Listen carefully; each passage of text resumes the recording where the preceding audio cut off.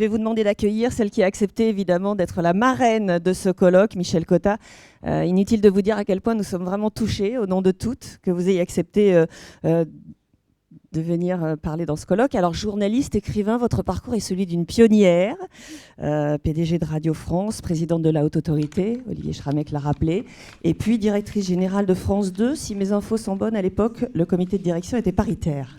Voilà. Absolument. Merci. Merci à vous. Alors, juste quelques mots pour vous dire à quel point je suis contente avec vous, Monsieur le Président du CSA, avec vous, Monsieur le Président de France Télévisions, d'être là à ce colloque et de prendre la parole maintenant, ce qui est un privilège rare. Alors, les femmes dans les médias, ou plus largement les femmes au travail, j'ai dû écrire depuis le début de l'exercice de mon métier une bonne centaine d'articles sur le sujet. Et pourtant, longtemps, Sylvie Pierre-Brossolette va me comprendre, et pourtant, longtemps, ça n'a pas été un problème pour moi. Ce n'était pas que je refusais de regarder la réalité, ce n'était pas que la réalité de la place faite aux femmes me gênait, c'est simplement que j'avais la chance d'appartenir à une équipe d'un hebdomadaire, à une équipe soudée d'un hebdomadaire dans lequel les femmes étaient à peu près en nombre égal à ceux des hommes, où elles avaient une place dans toutes les rubriques, et pas seulement dans les cahiers féminins du journal. Ce journal s'appelait L'Express, et il était dirigé conjointement par un homme et une femme qui partageaient complètement les responsabilités de tout ce qui s'écrivait dans le journal. Alors si l'inégalité du traitement réservé aux femmes ne m'a pas sauté aux yeux à mes débuts, il a suffi que je change de rédaction pour m'apercevoir aussitôt qu'ailleurs, les choses n'en allaient pas de même. J'ai été engagée dans les années 70 dans une radio périphérique, comme on dit. Lorsque j'ai signé mon contrat, son directeur, par ailleurs grand directeur de presse, dont je ne dirai pas le nom par charité, m'a dit sans phare qu'il regrettait vraiment d'avoir à recourir à mes services et qu'il le faisait seulement parce qu'aucun journaliste politique homme n'était à ce moment-là sur le marché. Je me rappelle sa phrase « Quel dommage que vous ayez une voix de femme ». Il s'est senti obligé d'expliquer. Vous comprenez, lorsqu'on écrit dans un quotidien ou un hebdomadaire, les lecteurs ne se rendent pas toujours compte que les articles sont écrits par des femmes. Mais à la radio, le malheur est que ça s'entend. Bref, je suis tombée en quelques semaines d'un monde à un autre, d'un monde où les femmes avaient le droit de citer et à un monde où elles étaient simplement tolérées. Alors voilà pour mon expérience personnelle. De ces débuts, qui ont été relativement faciles, j'ai tiré un certain nombre de conclusions. La première est que, contrairement à ce que disent beaucoup d'hommes, et parfois des femmes, lorsqu'une femme est directrice ou en situation ou dans un poste de direction d'un organe de presse quel qu'il soit, écrit ou audiovisuel, elle a tendance à s'entourer de femmes pour des raisons multiples. Par confort, évidemment, parce qu'il est parfois plus difficile d'exercer son autorité sur des hommes, mais plus exactement parce qu'ayant été elles-mêmes parfois confrontées à des discriminations, elles considèrent qu'il est de leur devoir de faire changer les choses.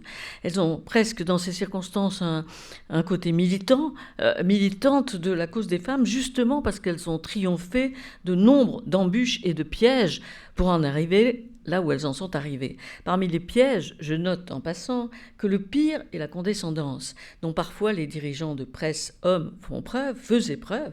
Ils le font moins désormais. Vous savez, du genre, je vous verrai bien à ce poste, mais il faut se lever tôt, c'est fatigant, je ne peux pas vous le confier, ce serait vous rendre un mauvais service. Alors, voilà pourquoi, Monsieur le Président, lorsque des femmes sont dans des postes de direction, elles ont donc tendance à faire monter les femmes autour d'elles, contrairement à ce qui a été dit longtemps sur les crépages de chignons, comme si les hommes ne s'affrontaient jamais, ou la détestation des femmes par les femmes. Alors ça a été le cas des premières figures de la presse, et pas seulement de la presse féminine comme Hélène Azareff, mais aussi et surtout celle de Françoise Giroud, dont je parlais tout à l'heure évidemment, dans des médias généralistes, et aussi dans l'audiovisuel, ce qui à l'époque a été bien plus difficile, de Jacqueline Baudrier, qui avant de devenir présidente de Radio France a été une des premières chroniqueuses politiques de la RTF et la première rédactrice en chef du journal parlé de l'ORTF. Donc, Monsieur le Président, dites-vous bien qu'une femme à un poste de direction, ce sont derrière elle d'autres femmes à tous les échelons, dans tous les services. Je me rappelle, vous y faisiez allusion, que lorsque nous sommes entrés ici, vous à France 3, moi à France 2, égalité parfaite, hein. Il y a eu d'un seul coup égalité entre hommes et femmes à l'intérieur du comité de direction de France 2. Les magazines, la fiction, la direction de la programmation, de la production, la direction des études, celle de l'unité jeunesse, celle de la DRH, étaient dirigées par des femmes. En revanche, c'est heureux, évidemment, le directeur général adjoint, les patrons de l'information, du divertissement, de la technique étaient des hommes.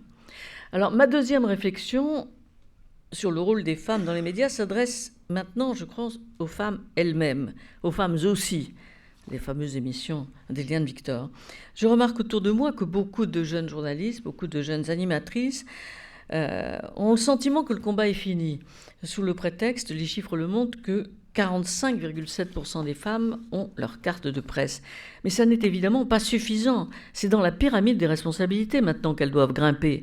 Je disais que sur les 567 cartes de presse distribuées en 2012, 83 ont été délivrées à des hommes, postes de direction. Bon, simplement, c'est évidemment trop peu pour que ces femmes exercent le rôle aspirent au fond à elles-mêmes des femmes à d'autres postes. Et puis, il y a tout le reste. On en parlait. Tout se passe comme si la légitimité du savoir restait masculine. Pour une experte reçue dans une émission de Frédéric Tadei, par exemple, qui, lui, fait attention à cela, mais combien d'expertes femmes en économie, en philosophie, en sciences, très peu, évidemment. Les expertes restent des experts. Alors c'est donc aux jeunes femmes d'aujourd'hui que j'ai envie de dire de se battre, de ne pas se contenter du sort qui leur est fait, de ne pas limiter elles-mêmes leurs ambitions. Vous savez qu'on a dit longtemps que la représentation des femmes en politique, à l'Assemblée nationale et au Sénat, était trop faible. C'était vrai. Eh bien pourtant, aujourd'hui, même si elles restent en nombre insuffisant, elles rattrapent leur retard. Les femmes qui, soi-disant, étaient des repoussoirs à électeurs, montrent qu'elles savent faire campagne et se faire élire au moins aussi bien que les hommes, et peut-être plus longtemps, qu'elles peuvent mener de front leurs deux carrières professionnelles et personnelles. Paradoxalement, je pense que le monde politique s'est équilibré plus vite que le monde du travail. Et je pense aussi que c'est en grande partie la faute des femmes elles-mêmes. En tout cas, ce colloque est la preuve que les choses changent, à condition que chacun en ait la volonté. Vous en avez tous les deux, messieurs les présidents, la volonté. Tant mieux, mais cela ne se fait pas tout seul.